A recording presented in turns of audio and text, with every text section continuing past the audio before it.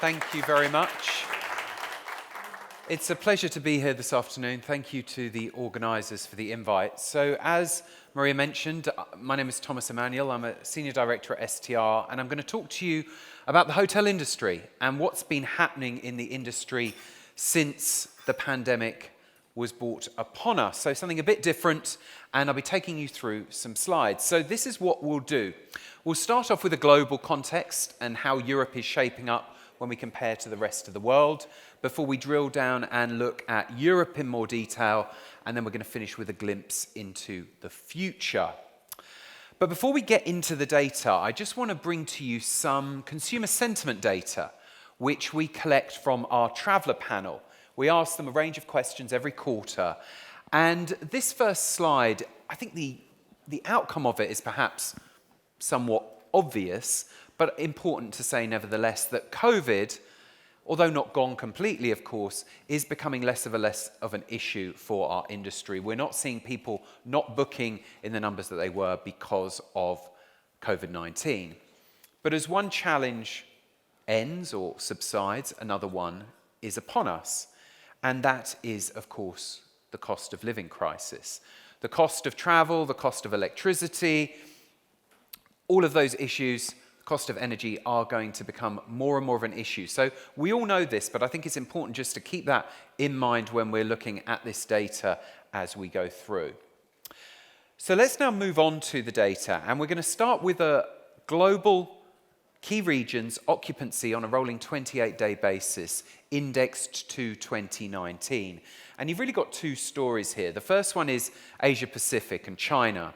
China, of course, has gone after the zero COVID policy, and as a result we're seeing occupancies not back to where they were, and the massive Chinese outbound market as well is impacting the rest of Asia Pacific. So you can see they're slightly below, but if you look at the Middle East, if you look at the US, if you look at Europe as well, about 95% recovered as we stand today to 2019. So well on the way. That little bit of fluctuation in the Middle East is down to the shift in Ramadan dates as well, just to add that in there. So that's where we are from an occupancy perspective. What about rate? Well, we see, again, China lagging behind, those fluctuations in the Middle East, again, that shift in Ramadan. But otherwise, we're seeing rate growth across the board. And I think rate has come back more strongly than many people anticipated. And you can see there all of the other regions in positive territory when compared to 19. And here in Europe, 25% up on where we were at the same time in 2019. So really strong rate recovery. So let's now look at Europe in a bit more detail. And as mentioned, occupancy, we're nearly there. Average rate, we're very much back. So perhaps a question that we want to ask ourselves is, why aren't we fully back from an occupancy perspective? If we look around, the masks have gone, the bureaucracy's gone, the restrictions have gone, we're pretty free to travel. And the answer is group demand. Here in Europe, we are still significantly below where we were in 2019 when it comes to groups. Transient is back up above where it was, both from a corporate perspective and a leisure perspective, but group demand still lags. Later on in the presentation, I do have some data on business on the books, what's occupancy is already there, and we do have some good news stories, I think, indicating to a stronger future for group demand, but that is still lagging. And it's lagging more during the week as well. If we look at weekday, weekend comparables, we can see there more groups missing in the week than at the weekends. Those corporate events aren't coming back, haven't come back in quite the numbers that they have had previously. When we look at the weekends, though, leisure has obviously driven the recovery. Pretty much throughout the pandemic, it's been the driver.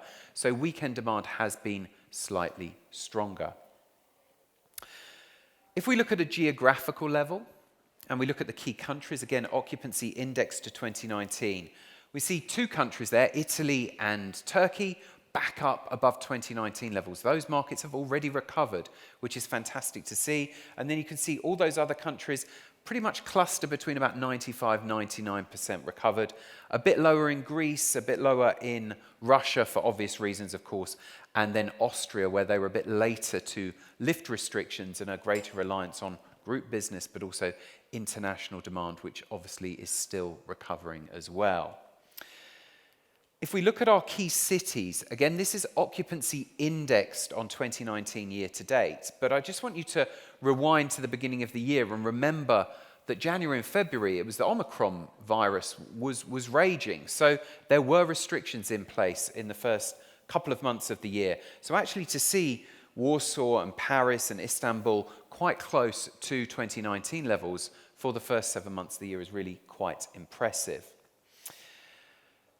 But if we look at July as a standalone, again indexed on 19, it looks better as we've come out of the pandemic. And you can see there, Warsaw and Paris back up above 19 levels. And then regardless of where you go in the continent, from Helsinki to Edinburgh to Lisbon to Athens and Istanbul, all pretty much recovered. So as we're getting closer to present day, performance is getting better.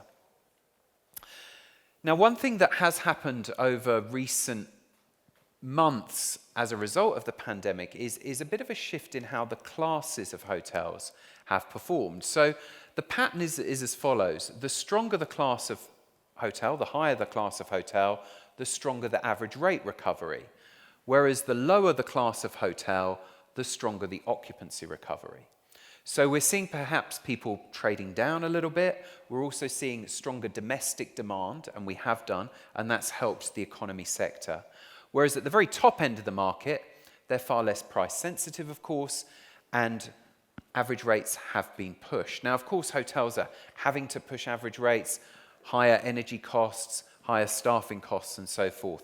But the luxury sector really has pushed rates. And when that happens, of course, overall, when you look at an average rate number for a market or for a city, it is up.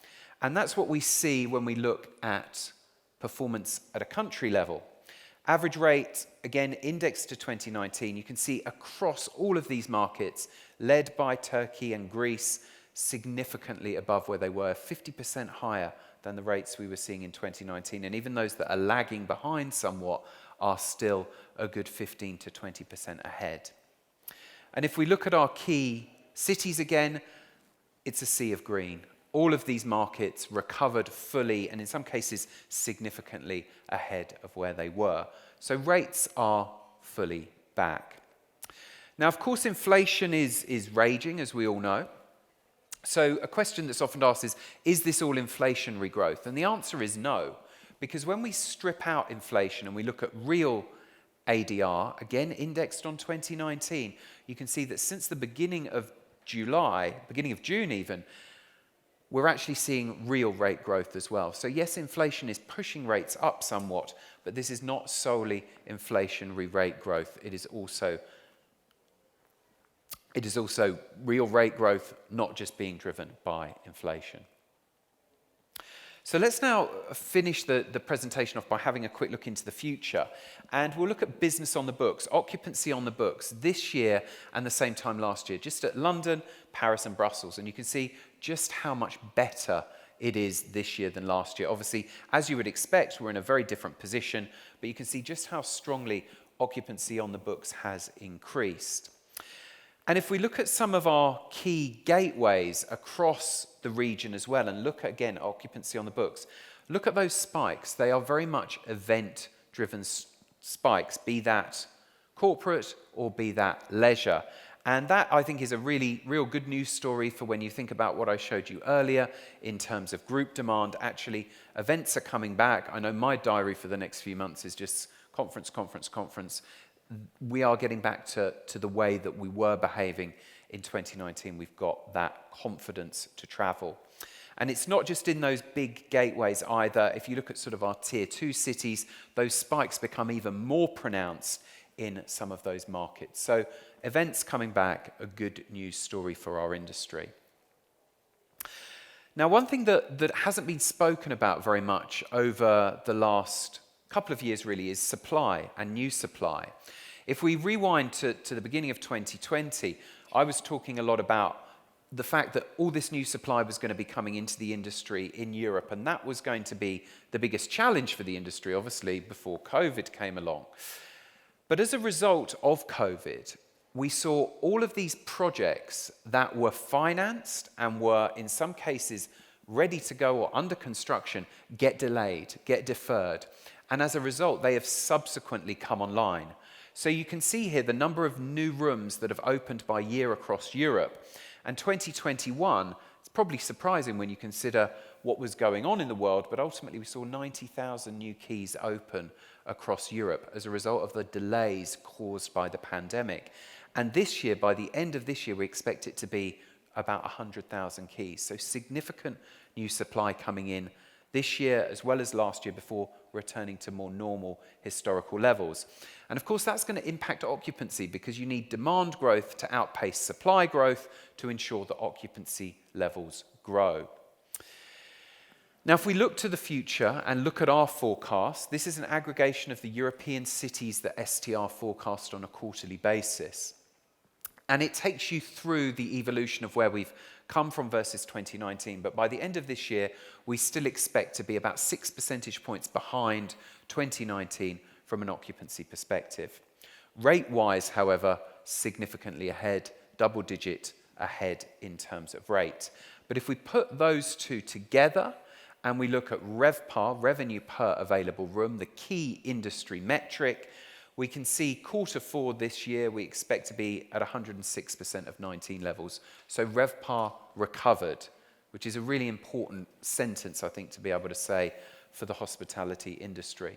We do forecast it to soften a little bit in the first quarter of next year as a result of the energy crisis and the cost of living challenges that we have ahead, before again it goes back up, and we're still optimistic that we're going to see RevPAR growing in comparison to where it was pre-pandemic for the rest of 23 and then into 24 and beyond as well. So just to summarize, firstly, European occupancy almost back to pre-COVID levels. Rates have far surpassed, even in real terms, stripping out inflation. Group demand is the laggard, but we are starting to see it return, which is of course good. The new supply is coming online has been significant, but I do think it also underlines the attractiveness of the hospitality industry as a commercial real estate asset class, which is good for all of us in the room. And then finally, yes, of course, the cost of living crisis. We are aware that will be a challenge, but at STR we remain optimistic for the future of the sector as we move forward. And with that, I'll say thank you very much indeed for your time. Thanks, everyone. Indeed. Thank you so much. Thomas Emanuel, Senior Director of the STR. Market Leaders in Hotel Data, thank you very much indeed.